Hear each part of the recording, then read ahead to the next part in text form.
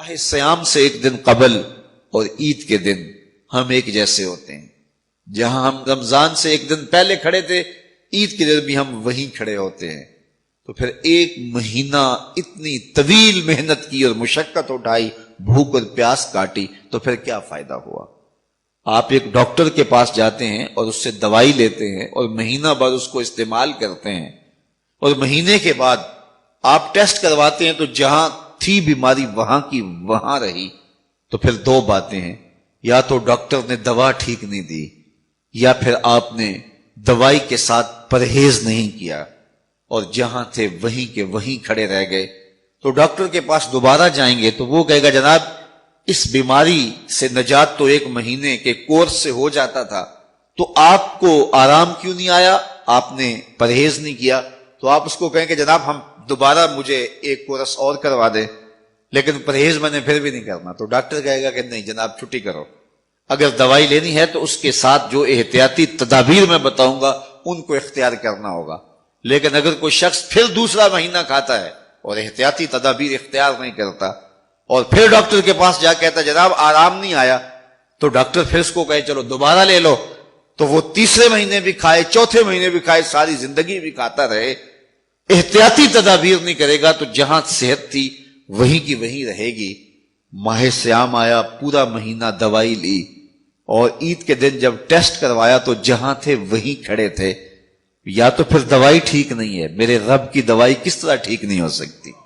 جب اس نے کہا ہے لعلکم تتقون، تم روزے رکھو میں ضمانت دیتا ہوں تمہیں تقوی ملے گا، تو پھر تقوی نہیں ملا ہے تو پھر ہم نے روزے کی احتیاطی تدابیر کو اختیار نہیں کیا ہے اور اتنی طویل مسافت کاٹی ہے، مشقت کاٹی ہے، بھوک کاٹی ہے، پیاس کاٹی ہے. لیکن اگلے سال ہم پھر آئے تو ہم پھر اسی طرح وہ مشقت کاٹنے لگے اور احتیاطی تدابیر ہم نے پھر اختیار نہیں کی. تو صاحبو یہ ماہ سیام زندگی میں ایک بار پھر آیا ہے، اس کو احتیاطی تدابیر کے ساتھ گزارو. من لم یدع قول الزور والعمل بہ فلیس للہ حاجۃ فی ان یدع طعامہ وشرابہ. کہا جو جھوٹ اور جھوٹے امور اور کام نہیں چھوڑتا اس کے بھوکا اور پیاسا رہنے کی کوئی ضرورت رب کو نہیں ہے.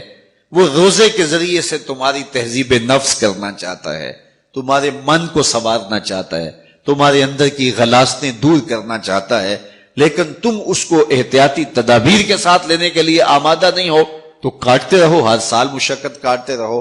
40 سال 45 سال 50 سال ہو گئے روزے رکھتے، ہر سال یہ ہوتا ہے کہ 29 شعبان کو جہاں کھڑے ہوتے ہیں 1 شوال کو بھی وہی کھڑے ہوتے ہیں. تو پھر کیا فائدہ اتنی مشقت اٹھانے کا؟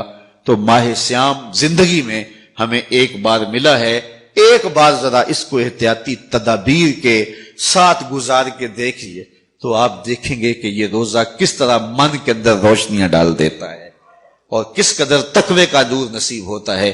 تو زندگی میں اس ماہ نور، ماہ سیام رمضان المبارک کو پوری احتیاط کے ساتھ، پورے حزم کے ساتھ اور جو بتائے گئے اصول و ضوابط ہے ان کے ساتھ گزاریے. آنکھوں پہ بھی پہرا بٹھائیے، خیالوں پہ بھی پہرا بٹھائیے، سوچوں کو بھی آوارہ نہ ہونے دیجیے، رزق بھی پاک لیجیے، اور زبان پر بھی کوئی ایسا جملہ نہ آنے پائے جو رب کی ناراضگی کا سبب ہو. خیال بھی نہ بھٹکے، نظر بھی نہ بہکے، اور ایک ایک عمل زندگی کا خوبصورت ہو، منظم ہو، مرتب ہو، اور ادھر 30 روزوں کی بھوک ہو. اور پھر نتیجہ کیا ہوگا؟ میرے رب نے وعدہ دیا ہے لعلکم تتقون، تمہیں تقوی کا نور نصیب ہو جائے گا. تمہاری زندگی ایک عجیب کیفیت میں ڈھل جائے گی اگر تم روزے کو اس کی حقیقت کے ساتھ گزارو گے.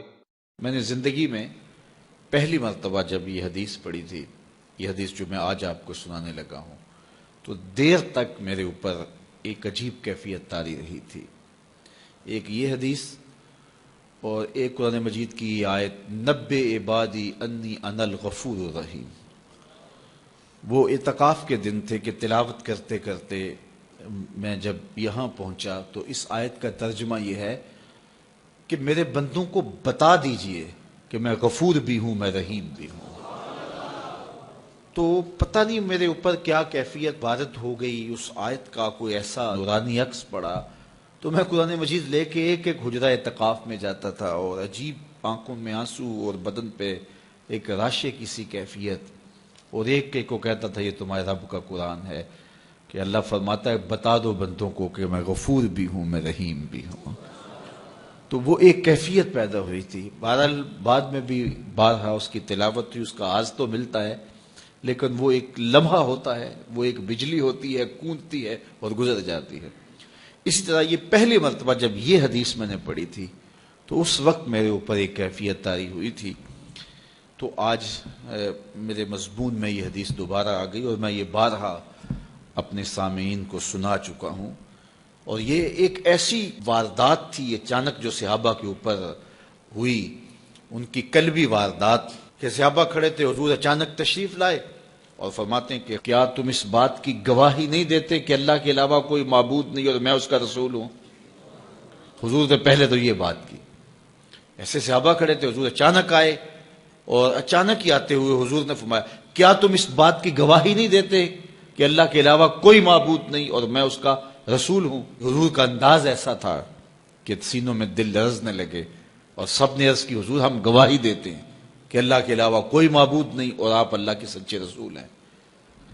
تو جب انہوں نے یہ بات کہی قال، تو حضور نے ارشاد فرمایا یہ قرآن ہے، اس کا ایک سرا تمہارے رب کے ہاتھ میں ہے، دوسرا سرا تمہارے ہاتھ میں ہے۔ یہ وہ اللہ کی لٹکتی ہوئی رسی ہے جس کا ایک سرا تمہارے رب کے ہاتھ میں ہے اور اس کا ایک سرا تمہارے ہاتھ میں ہے، اس کو مضبوطی سے پکڑ لو، مضبوطی سے پکڑ لو۔ دیکھیے یہ کیسا ایک تصور ہے اس کی معنویت، کہ اچانک حضور نے آ کے کہا گواہی دیتے ہو کہ میں اللہ کا سچا رسول ہوں، مطلب کیا جو میں کہوں گا وہ سچ ہی ہوگا جب تمہیں یہ گواہی ہے؟ تو انہوں نے کہا کہ ہم گواہی دیتے ہیں۔ کیوں نہیں ہم گواہی دیں گے، آپ اللہ کے سچے رسول ہیں۔ تو فرمایا سنو، یہ قرآن جو ہے یہ اللہ کی وہ لٹکتی ہوئی رسی ہے جس کا ایک سرا تمہارے رب کے دستے قدرت میں ہے اور دوسرا سرا تمہارے ہاتھ میں ہے، اس کو مضبوطی سے پکڑ لو، اس کو چھوڑنا نہ۔ اگر تم اس کو مضبوطی کے ساتھ پکڑو گے تو تم کبھی بھی گمراہ نہیں ہوگے، اس کتاب کو تھام لو گے تو کبھی بھی گمراہ نہیں ہوگے۔